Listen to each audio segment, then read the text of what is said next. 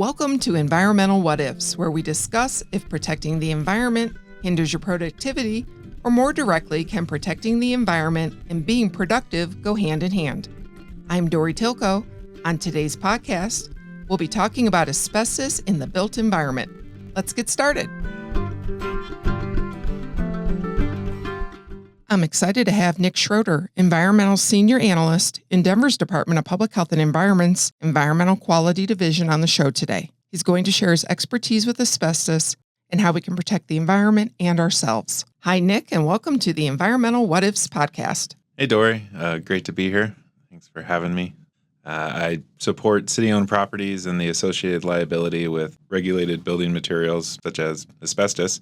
So excited to take a deep dive into all things asbestos. What could be more fun? I mean, it is asbestos. It's everyone's favorite topic. It is everyone's favorite topic. Everyone loves asbestos. Yes. How would you define the built environment for our listeners?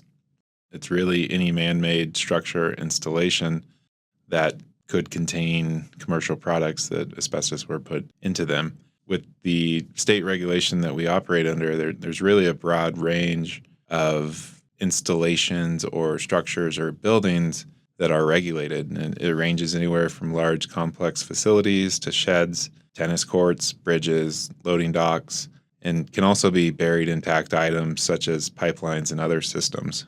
And, we don't have an exact count about how many products asbestos was put into, whether commercial or residential. When you get down to the definition, we always say, asbestos containing material, and that is some material that is greater than 1% asbestos fibers by weight, volume, or a visual surface area. And so there's other products out there that we call trace materials that you kind of often see in plasters, drywall systems, and that's 1% or less. The higher the percentage, the more you would be at risk if it was exposed. Greater the concentration, greater the risk, and also our regulatory requirements. If something is considered an asbestos-containing material, remember, greater than 1%, that puts us into federal, state asbestos regulations. If we're dealing with something 1% or less, then we're typically more into worker protection, OSHA type regulation. So how many city buildings, I was going to say structures, but how many city buildings do we own? Roughly, I think it's around 450 structures. I do like structures because we're not just looking at large complex facilities or something with a significant portion of a footprint. It's also a maintenance shed, parks, restrooms, tennis courts. So there's quite a range of structures that we cover. Have we tested all of those structures to see where the asbestos is? Yeah, we've tested the majority of the buildings in the early 2000s. At that time, there was a big operations and maintenance push to survey the city-owned properties at that time. When I do my trainings and talk about asbestos in the built environment, I'm an asbestos cheerleader for a minute. Because it is such a great product, it's hard not to brag on it. Yeah, no, it's incredible. Well, it's a pretty magical material, and it's a naturally occurring mineral fiber. It has really good properties, and there's a reason why it was put into so many products.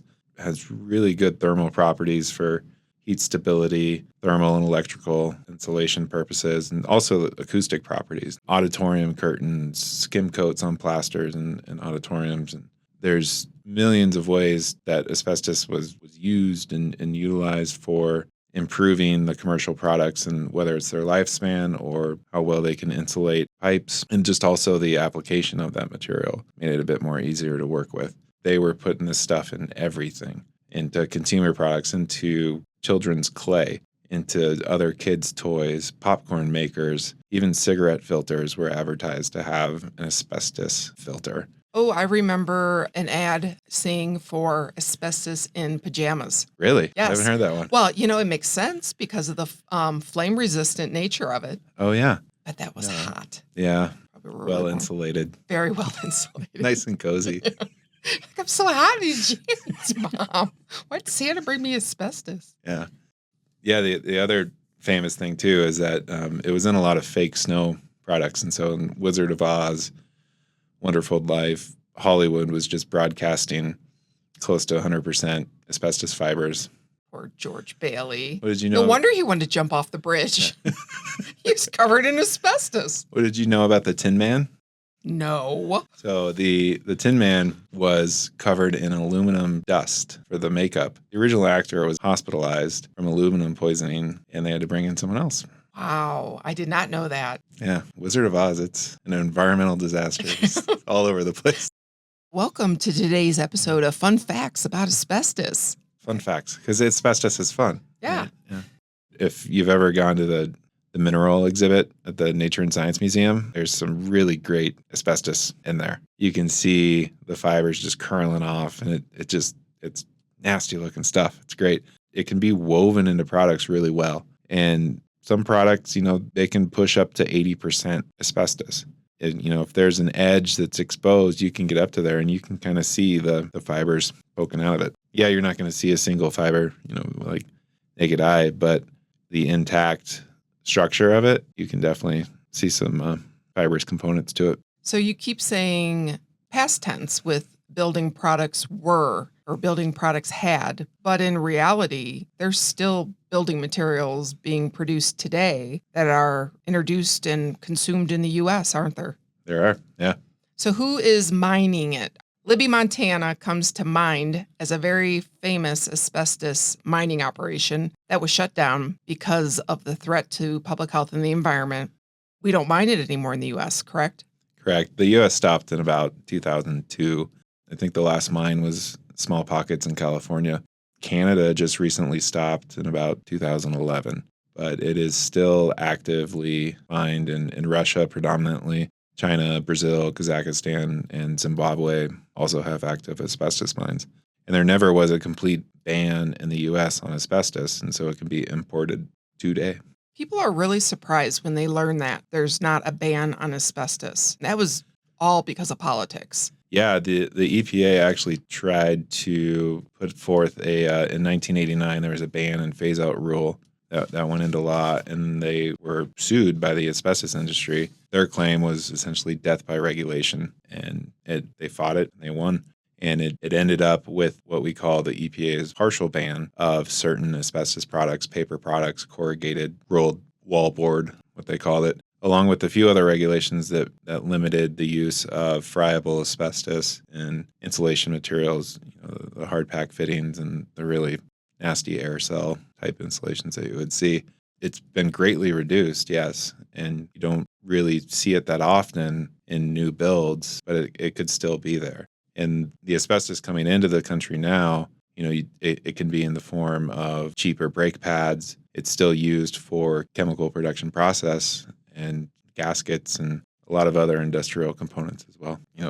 The world's kind of moved on from just pumping asbestos everywhere, but it's still around. You can still find it in roofing products. I've even seen it in recycled drywall or gypsum board products from contamination from the recycling process. So it may not have been intentional to import the asbestos and put it into that product, but it's around. And there's also contamination from other mining. So I don't know if you've heard about the Johnson & Johnson lawsuit with talc and the hockey players, but asbestos-related diseases were popping up, and they're using talc powder on their equipment. And it turns out that through the talc mining process, you're getting slight bits of asbestos fibers during that extraction. You can't really separate them. So that was in the last 5 years or something. That is insane. Yeah.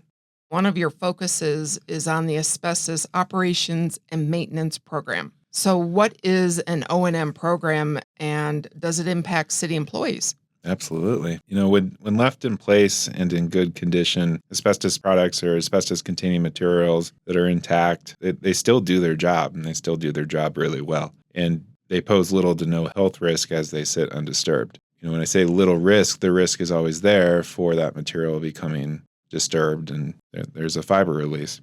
In operations and maintenance programs, they really help support managing asbestos products in place as they sit. If we were to go out tomorrow and say we're going to abate all the asbestos in the city, not financially reasonable. It's very expensive and can take a significant amount of time and coordination to do right.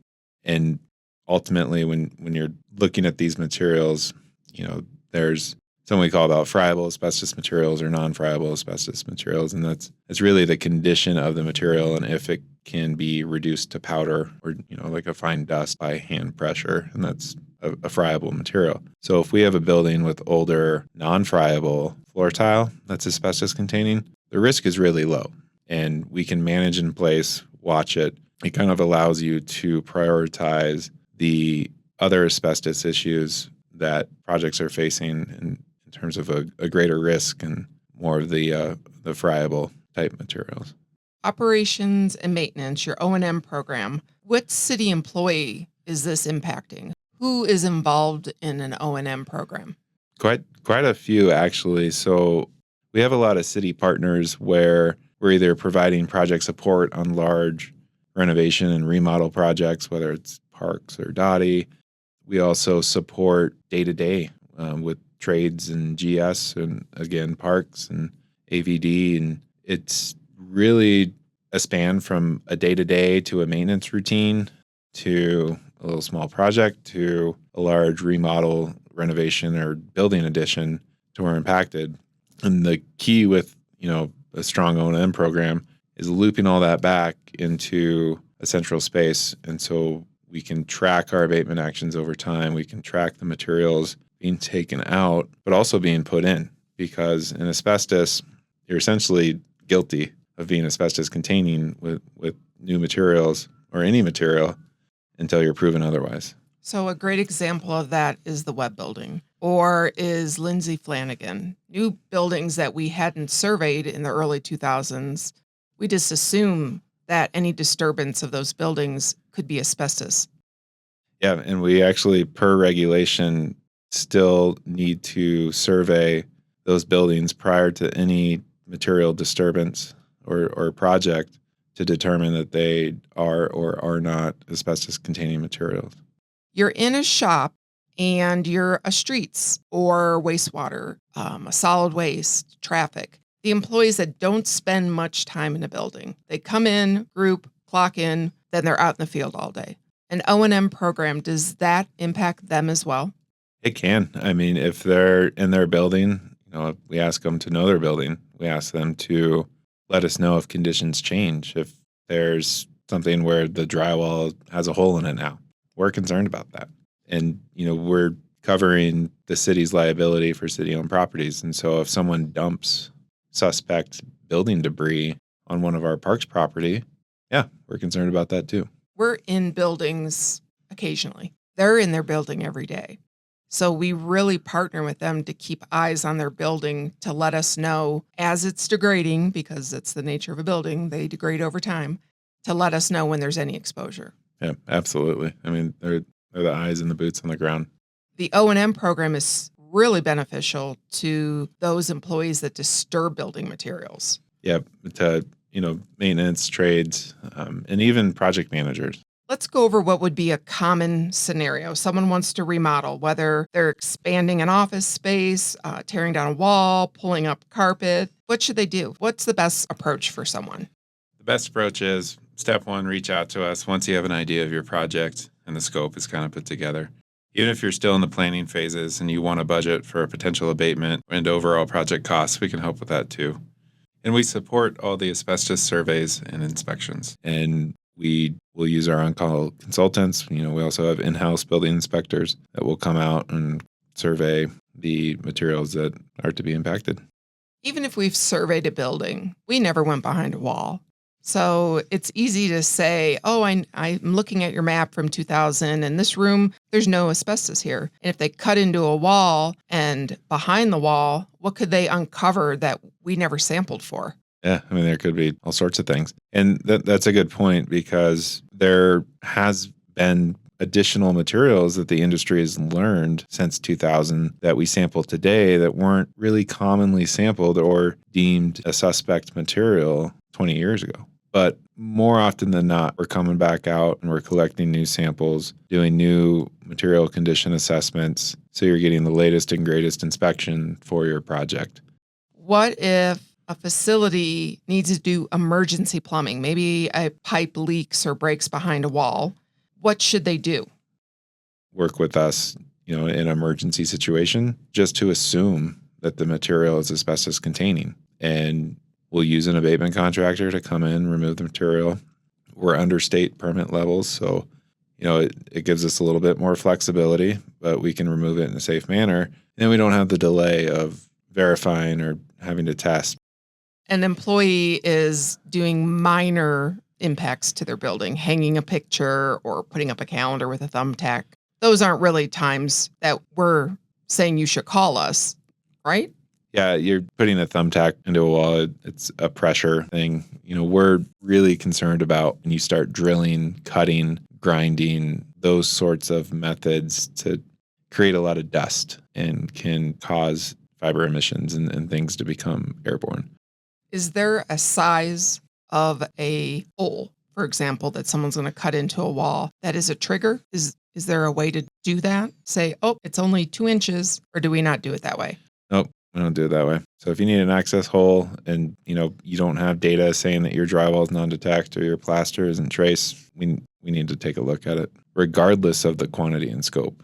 We're getting into revamping our O&M program to have a online software application that can house all this data and be more accessible, allowing real-time, as best we can, real-time reporting to provide that information to trades and to the PMs and to the folks that are either working on these materials or managing contractors. That's a future goal. It is a future goal. Are you always aware of a remodel? No. Why is that? Because I feel like that is full circle. Part of what I like to talk about in the podcast is, can we be productive and protect the environment at the same time? I think one of our challenges with the built environment conversation around asbestos is we don't always know what's going on. And a remodel would be a great example of that. Are we asking too much of employees to let us know before they disturb building materials? Is this a burden that we're putting on people to say, hey, we have an O&M program, we have these policies in place that, by the way, protect you and the public and the environment? But is it really just like one more thing that we're asking of people that's too much to ask? I don't think it's too much to ask. I mean, we're a phone call, an email, we're accessible, and ultimately protecting the residents that come to our rec centers that utilize our services and our buildings and staff. And you mentioned Libby, Montana earlier. Like the big issue that got Libby shut down was cross contaminations from the miners' clothes, bringing it to their homes, and extended family members started getting sick with asbestos related diseases. And so it really is an important step to bring us in and to let us know what's going on. And if you don't know what's going on in your building, that's fine. Reach out. We have historical data we can rely on. We have multiple on-call environmental consultants that can come out and sample if you're concerned or if you see an area of damage that you're worried about or just worried about in general, or you want to know more. I wonder if not reaching out to us is related to we're slowing a project down and it's going to cost money. Do you think those could be factors? I mean, it could be, but we're also subject to state fines and going outside the regulation. I believe it's up to $25,000 per violation per day. So the state can come in with a heavy hand. And ultimately, if you do cause a major asbestos spill, it's going to be a lot more expensive than if we had just planned accordingly. How do you define a major asbestos spill, or just an asbestos spill in general? That's kind of getting into the state regulation and commercial trigger levels that kick in Reg 8, which is the Colorado state asbestos reg, is 160 square feet, 260 linear feet, or the volumetric equivalent of a 55-gallon drum. And some of our properties fall under the residential trigger levels, which are even lower. So whichever one of those gets triggered, whichever quantities, you can't really pick one to make it work for your favor. Either you're exceeding it or not. It's not very big. You're talking about, some of these construction projects. And so if you disturb greater than that amount, we're coming in and sealing off, isolating the area, shutting HVAC down. We have to notify the state. They're involved in the conversation. And it becomes a lot more complicated than if we had just gotten involved earlier in the process and planned ahead. I think a lot of people don't realize that we have an obligation to notify the state whenever the city does anything that violates a regulation. So we're tattling on ourselves, but we can't not do that. Yeah, that gets into the fines and per the state reg, anytime we're over trigger levels and dealing with friable material or a non-friable that's being rendered friable as part of its removal process, it's a permit. It's 11 days to get a permit. And so it kind of gets into the planning and being in early on these projects and conversations. So we're not getting into these situations and rushing around. And then, abatement does come at a premium. And especially when it's an emergency, it's a even greater premium. It's in everyone's best interest to call us. It really is. I mean, even if it slows a project down, you're protecting your workers. Yep. And cross-contamination is a real thing. What is a common myth or maybe a misunderstanding that people tend to make about asbestos? The one I hear all the time is, oh, it's a new building. We don't need to worry about that. Lead paint, with the exception of industrial applications, was great in the phase out and disposal. Pretty much anything post 1978, 1980, yeah, you can say that. That is not the case for asbestos. And even per the state regulation, regardless of building age or construction date, we still need to have an asbestos building survey for the materials impacted. Or if it's a demo, you still have to sign off on your demo permit that no asbestos was identified. What's the biggest challenge you're facing managing the asbestos O&M program, and how are you going about tackling it? I think the big one is a feedback loop following project completion. Like there's new materials coming in after we've already been there and abated. And per regulation, those new materials are still suspect, right? Like the next time we go to remove that carpet or remove that flooring or knock holes in the walls, even though it was just built, we still need to do a survey for those materials. So we're always trying to play catch up and chase, as these projects wrap up and new materials come in. There's a way out of it in the state reg that an architect or building engineer can sign a letter saying that no asbestos products were used, but more often than not, they don't want to sign that for liability purposes. So you freaked everybody out about asbestos being everywhere and it being airborne, it being a big risk. When it comes to the diseases associated with asbestos, how long is the latency period? It depends on the disease, but it's typically 20, 30 years. Some of them can become 15. I think it's lung cancer can show up as early as 15 years, but it's a pretty big latency period. And then your risk is much greater if you're a smoker. So what we're talking about is not the activity you did last night or last week. It's what you've historically done in a building. And the only way that you have diseases associated with asbestos is to have a doctor x-ray your lungs, right? Yeah. Yeah, you go through medical surveillance, and the abatement workers do all this time if you're in the industry and you monitor your lungs, but it's also cumulative too, right? The fibers are stuck in there. And so your body can't expel them. Yeah. Well, it just takes one fiber to breathe in that finds its way into your lungs and lodges, and then the scar tissue builds. Yeah. But it's the odds of that one fiber getting there are low. Yep. But not impossible. Not impossible. Yeah. And if you smoke, it's even greater. So a takeaway, if you wanted to leave the listeners with a message, what would you want them to walk away with based on what we're talking about today? Really, it's get us involved early in the process.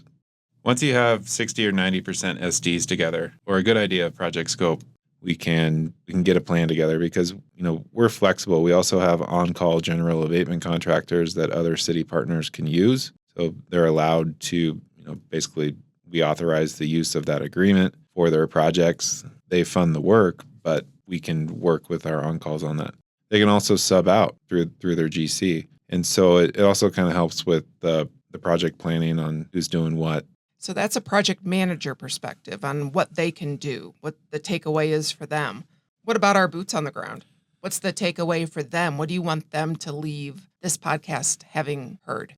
I really want them to, know that we're approachable and accessible and that they are, kind of our eyes in their buildings. And so getting to know their buildings and, I know we have the older O&M reports out there, but for any of you listening that are curious or want to know more, or are having a hard time digesting it, feel free to reach out to me directly, and I can help with that.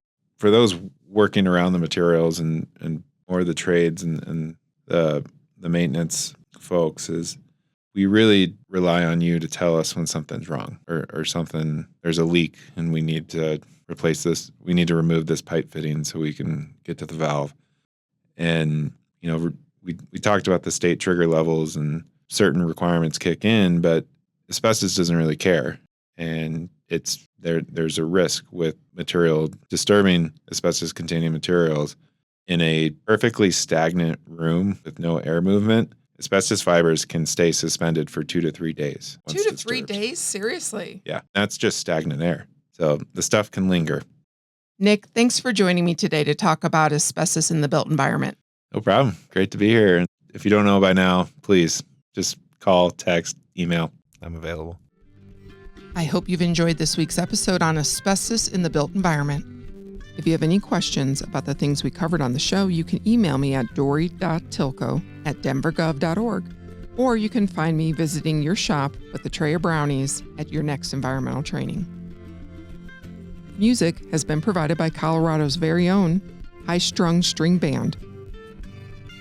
This episode is sponsored by Asbestos, which has been holding buildings together and tearing lives apart for the past 300 years.